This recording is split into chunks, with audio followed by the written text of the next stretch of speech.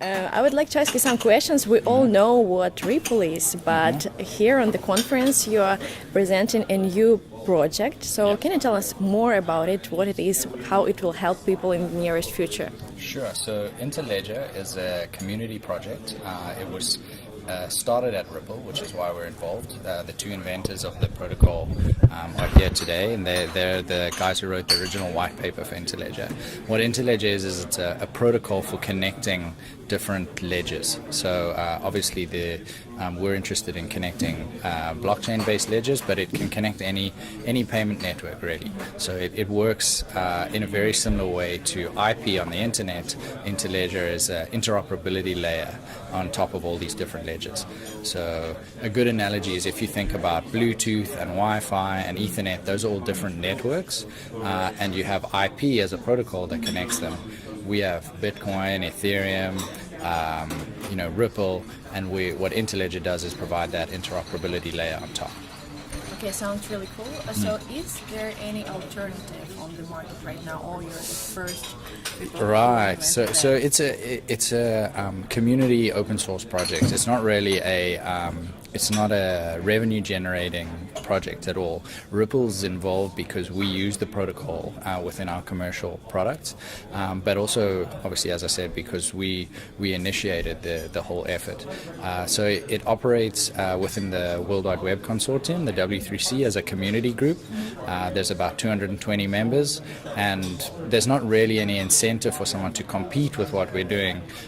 If they are looking to produce some sort of interoperability, it would make much more sense for them to join the group and try to influence the direction we're taking in our design.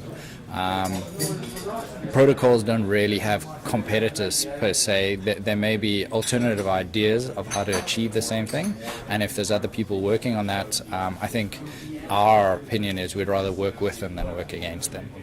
Sounds really cool. So now our audience can see the people who are actually in the process of hackathon right now. So what are they doing there? So we did a pretty cool demo yesterday of payments through a bunch of different crypto ledgers, and what they're doing today is trying to build some integrations for new ledgers. So we've got people from Zcash, we've got people from Hyperledger project, we've got a bunch of ledgers that we haven't got integrations for that they're here working on, and hoping by the end of today we can do a payment using Interledger protocol through at least 10 different ledgers. Wow, that sounds fantastic. It's going to be cool. So many great minds in one small room. That sounds fantastic. So can you tell me about your view on cryptocurrencies right now? Are we in a big bubble, or how do you see it? Not really my area of expertise, but I think it depends which currency you talk about. So like anything, I think the price of some things are hyped up, and the price of some is probably lower than it should be.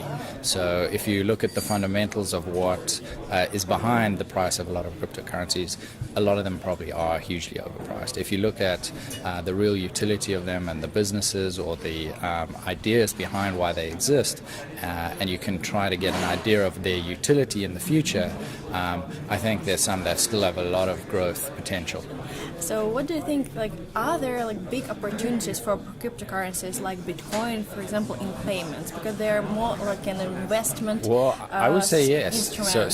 So we're hoping that a project like this would mean that any asset, any digital asset, is usable for payments. So with Interledger, all you need is a ledger that's recording that asset that's capable of participating in the protocol. So there's a few basic features it needs to be able to be the underlying or underwriting ledger of an Interledger payment, and we've already demonstrated that Bitcoin can be used for one of them. So depending on what the use case is, absolutely any cryptocurrency can be used for payments.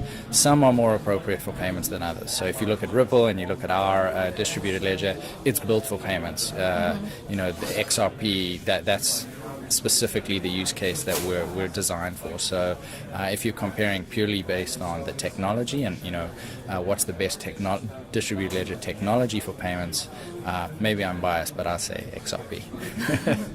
Okay, and talking about blockchain itself, it's a very new technology, so we can only guess how the world will change in the nearest future when all the businesses try to implement this. So what do you think about it? For example, 2 years from now, how will it look? Interesting. I think there'll be a bit of a shakeout. So I think there's a lot of people like the big management consultancy firms who are hopping on the hype and trying to make some money out of the fact that they're early sort of adopters or understand the technology early. The serious businesses who have actually have got a use case, they're using blockchain for good reasons and not just because they've got something and they want to force a blockchain onto it. I think those businesses will still be around and they'll have proven their value. But I think maybe in 5, maybe longer, 10 years time, we'll find that there were a lot of pretenders who are no longer around. Yes, it's a good answer for my question. So, and the last question, how do you like the show and how were your last days here? Sure. So we were mostly running our workshop and hackathon here. So I spent a bit of time in the expo yesterday. It was really interesting. I think the whole cryptocurrency community has changed a lot over the years. It's become pretty corporate. So shows like this have a mix of the sort of cryptocurrency, I don't know what you want to call them, the cypherpunks, the enthusiasts, the people who are in it for very different reasons to some of the big companies and the commercial entities who are there. So I think there's real interesting stuff happening if you know where to look for it. Thank you so much for your time. Thank you for the interview.